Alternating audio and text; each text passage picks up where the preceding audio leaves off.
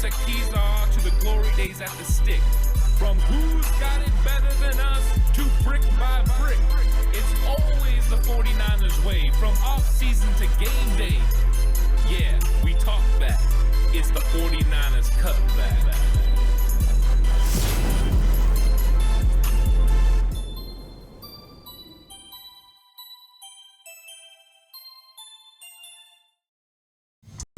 It's 49ers Cutback Podcast time. Welcome to the show.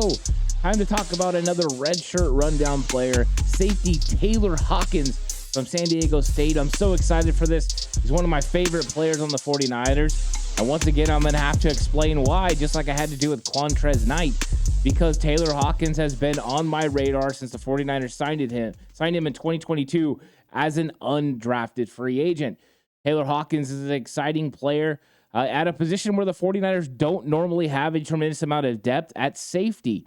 He played some cornerback at San Diego State, so he's very versatile in how he's able to go about covering and playing secondary. And we'll get into all about why I like him in this episode, and also just about where he sits amongst this impressive roster as the 49ers continue to build the safety position, drafting Jair Brown. And I think that's a big reason why some of what Tayler Hawkins would have been able to do in 2023 might change a little bit.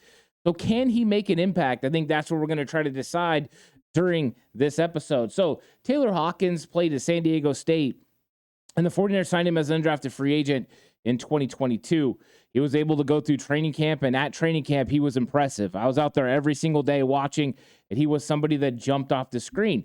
But even before that, when I started watching his film after the 49ers had signed him, I seen a guy that was tremendously instinctive. He found his way around the ball. He had a nose for the ball, but he was well-versed in doing a lot of different things. You could play him outside at corner, and he could hold up pretty well. He could come in and play off the edge and blitz off the edge as a nickel. He could come in the box and be good in run fits. So there was a lot of versatility in Tayler Hawkins' game. But when I found out he was going to be transitioning full-blown into safety position, I was excited about him. Now, I knew he was going to have to put on a little bit more size, 6'1", 205, probably put on 5 to 8 pounds of muscle. Should be enough for Hawkins to be able to play at the NFL game and level against these types of players. Now, he does have the physical traits to do it. He's a good tackler. He brings a lot of heat and hits pretty hard. Hawkins is a very fun player to watch.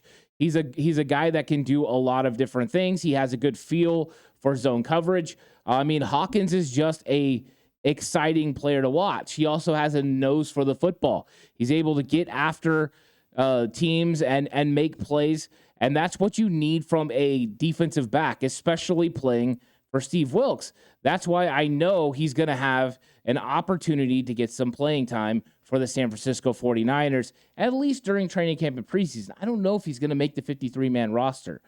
But as you can see from some of the highlights, he's got some nice traits about him. There's some good things there.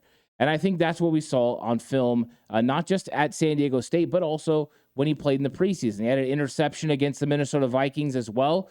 And, he's a guy that definitely the 49ers were happy about, and he's a guy that could have taken another step forward. Here's the question, though. When you start looking at the 49ers' depth at the safety position, that's where it gets interesting. Going into the draft, Tayler Hawkins was a potential player to make this roster, even though the 49ers have made moves. So let's talk about some of the things they've done at safety and whether Hawkins can actually make this team or not. First off, Hufanga is an absolute stud starter as strong safety. They bring back Tayshaun Gibson. Your starters seem to be very, very good. Then you have George Odom, the big-time free agent you brought in last year for special teams, but also is a adequate backup, especially at the strong safety position. Then they drafted Jair Brown. Jair Brown, a guy with second-round talent who they got in the third round, traded up to get him, so you know how committed they are to him. Normally, a team keeps 4 safeties. 49ers weren't even done there.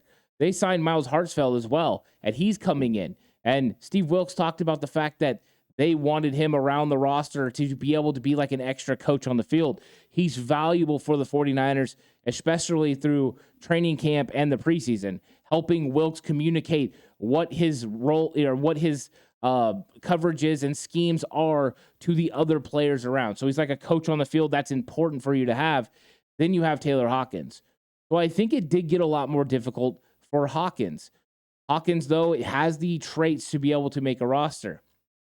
But what will it mean for him to not make the roster? If he doesn't make it, could he end up on the practice squad again? I think he could.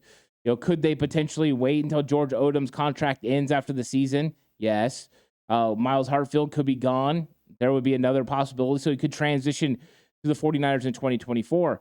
And I think that's the most likely spot because I think the 49ers are going to keep working with him. I think he has the potential. They'd like to keep him. I think he's just in a tough spot because of the roster they have. Tayshaun Gibson is on a one-year deal. More than likely, he'll be gone next year. Jair Brown will step up. Odom is on the last year of his contract. He could be gone. Hartsfield, one-year deal. Then there's going to be safety jobs available for the 49ers. And I think that's where Tayler Hawkins has his most success. Now, injury-wise, if somebody gets hurt, Tayler Hawkins can definitely step in. Because just like I talked about, he's got tremendous ability around the line of scrimmage, and he's got tremendous ability as far as reading and making good plays in coverage. Tayler Hawkins is a guy that is exciting because he can do every aspect of what you want. You want him to, make a play and make a for sure tackle, he can do that. You want him around the line of scrimmage blitzing, he can do that. You want him in coverage, he can do that. Or if you need him to set the edge in the run game, he can do that. And that's what the 49ers need from their safeties. Versatile players, and we've seen it. Gibson, Hufanga, very versatile. Jair Brown, very versatile. So impact players at the safety position is what the 49ers need. You throw in the fact that Tayler Hawkins is a very well-equipped player on special teams, and he's a guy that could potentially make your roster because you want guys that can make an impact in a variety of ways. And if you're going to be a backup for the 49ers, you're going to play special teams. That's why Odom is so valuable to the 49ers. He's one of the best special teams players in the league. Hawkins, though, has the ability to make plays. And you've seen him playing cornerback and running with the receiver and then making the interception. Was there separation? Yes. I think that's part of the reason he's not going to be an outside corner in this league and is going to transition to a safety and potentially a guy that could come up and play in the nickel. And let's see what happens. The 49ers are all go on Sorensen being nickel cornerback coach this year. Could you see him move that way? Now, it's very competitive, definitely competitive with Isaiah Oliver coming in. The fact you still have Sam Womack, and you could throw in Quantrez Knight or even Miles Hartfield. A bunch of talent in a variety of spots amongst the DB room. But I think Tayler Hawkins has a place. I think he's going to continue to battle. I don't think he's a guy that won't get a look around the league, but I think the 49ers would love to keep him. Will he make the 53-man roster? I think that's a tough sell after what the 49ers have done at the safety position. I believe an injury could help him do that. I hope no injuries happen. I really like Tayler Hawkins. I like his instincts. I like the way he goes about playing football. I think he's got a knack for getting the ball in his hands and getting ball carriers on the ground. I think he's somebody that they're definitely going to like and want to keep an eye on, and who knows what he'll look like when he comes into training camp. Could he surprise us all and make the roster? Sure, why not? I think any of these guys could definitely do that. Do I think that's likely? No. Do I think Tayler Hawkins is more likely to have an impact in 2024 once some of the veterans move on, where he could step in and to a role of what George Odom did for your defense, step in there behind Taunu Ufonga, behind Jair Brown, and be a safety that you could count on in the deep third, but then also play special teams? I think that's more likely.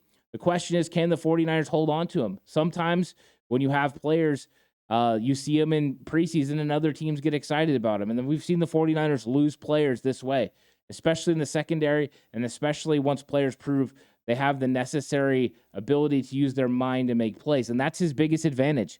Tayler Hawkins' biggest advantage is how quickly he deciphers what an offense is trying to do and get there. His fill-in zone, so great. The first clip we watched was him intercepting a pass where he's on the outside and he feels it and he comes up and he jumps the crossing route and makes the interception. It's a fantastic play. But you see the feel also just when he's dropping and somebody makes a catch and he comes off and makes a tackle. Those are all great things for him. I think his coverage skills give him an advantage over a lot of safeties. But can he make enough plays within this 49ers defense? He shined last year in training camp. I think he's going to shine this year. We're probably going to hear big things about him. There's a reason he was a star player for me in 2022 as an undrafted free agent, and I expect him to go out and make some more plays. I think he'll be a part of the last cuts if he gets cut by the 49ers, and I think he'll be one of the first ones they bring back to the practice squad. Hopefully Tayler Hawkins is not done with the 49ers. Hopefully he makes an impact. Hey, and maybe even sneak onto the 53-man roster. I think it's an exciting proposition. It'll be fun to watch, and I'm curious if Hawkins can make this roster for the 49ers. Thank you guys so much for watching this episode about Tayler Hawkins. Let me know what you think about Hawkins. Do you think he has a chance, or like me, you think because of the additions of Jair Brown, it's going to make it a little bit tougher with Odom being such a great special teams player? Let me know in the comment section down below. If you haven't liked the video, I appreciate a like. That would mean a lot. Goes to help the video, put it out to the algorithm so more 49ers fans can enjoy the content. And that's what I'm making it for, so people can enjoy it, have conversations about these players. If you haven't subscribed to the channel, please do. Appreciate it. On the push for 4K. Picking up a lot of subs and a lot of steam, and I'm really excited about the direction everything's going, so thank you so much for that. And there's going to be a lot more content coming your way, more red shirt rundown, and also undrafted free agents that we're going to have to cover and go over as we continue to look at the 49ers roster, not just the additions, but, just how these guys fit within the system. That's going to be exciting as well. We have more conversations that way. So thanks so much for watching. Hope you guys are all having a good day. And until the next one, stay safe. And remember, the right way is always the 49ers way.